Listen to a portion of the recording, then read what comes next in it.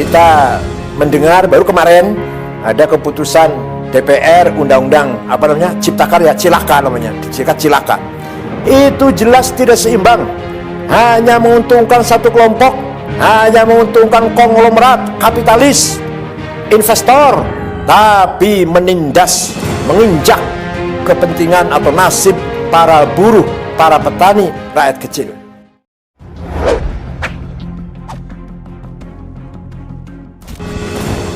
Kita mendengar baru kemarin ada keputusan DPR undang-undang Cipta Karya, Cilaka namanya, Cilaka.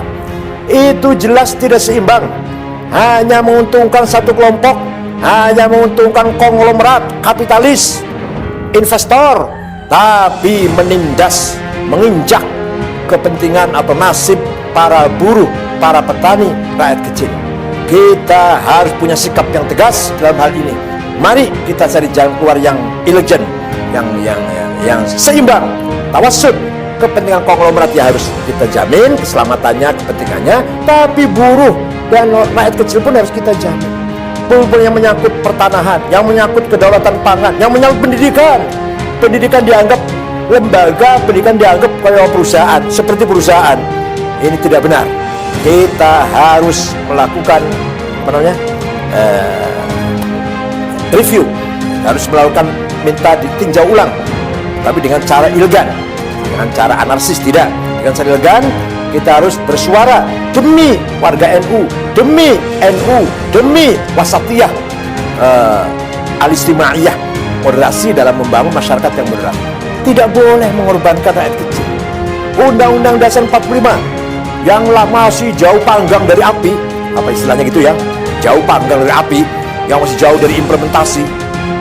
Undang-Undang Dasar 45 nomor 33 itu hanya tulisan di atas kertas, hanya tulisan hitam di atas kertas putih, itu dicetak berulang-ulang, disebarkan jutaan lembar, jutaan sampler, tapi tidak pernah diimplementasikan bahwa kekayaan Indonesia ini kan, alam ini untuk seluruh rakyat Indonesia.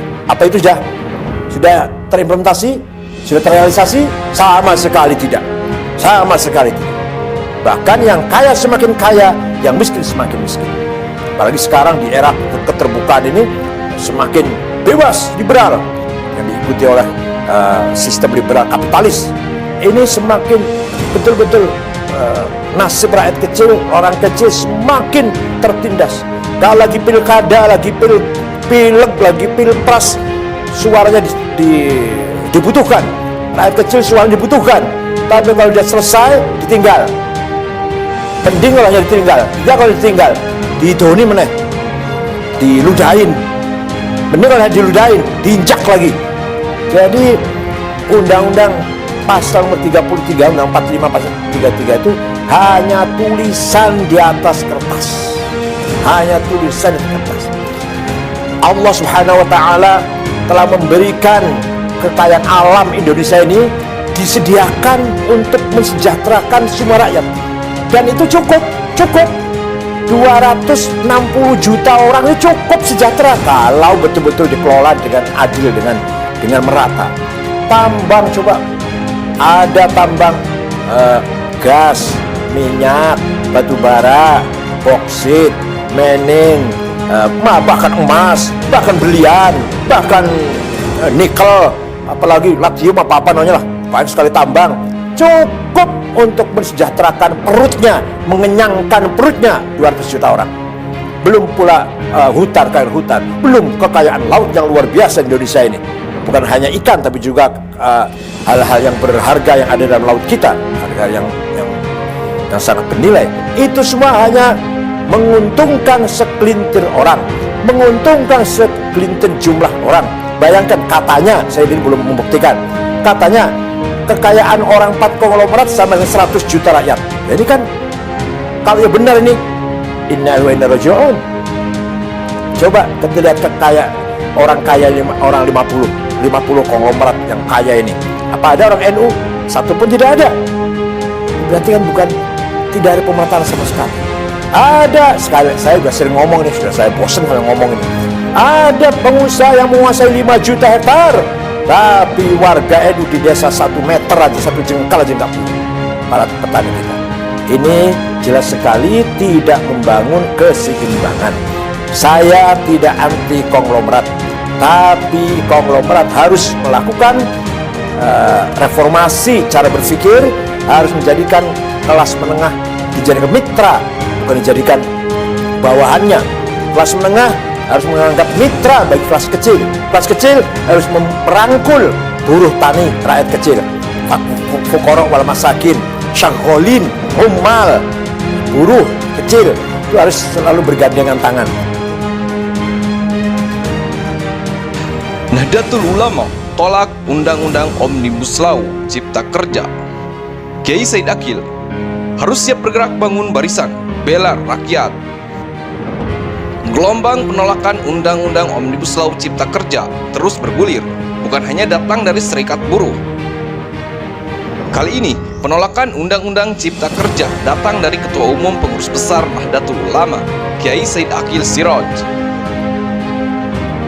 Kiai Said Aqil menyatakan, Undang-Undang Ciptaker merugikan rakyat kecil dan hanya menguntungkan kapitalis.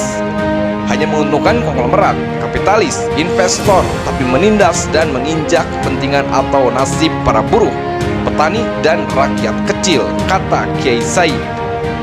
Kiai Said meminta agar warga Nahdlatul Ulama harus punya sikap yang tegas dalam menilai Undang-Undang Cipta Kerja. Dia menegaskan bahwa kepentingan rakyat kecil tetap harus diperjuangkan. Saya berharap NU nanti bersikap untuk menyikapi undang-undang yang baru saja diketok ini. Mari kita cari jalan keluar yang elegan, yang seimbang dan tawasud. Kepentingan buruh dan rakyat kecil harus kita jamin, terutama yang menyangkut pertanahan, kedaulatan, pangan, dan pendidikan, jelasnya.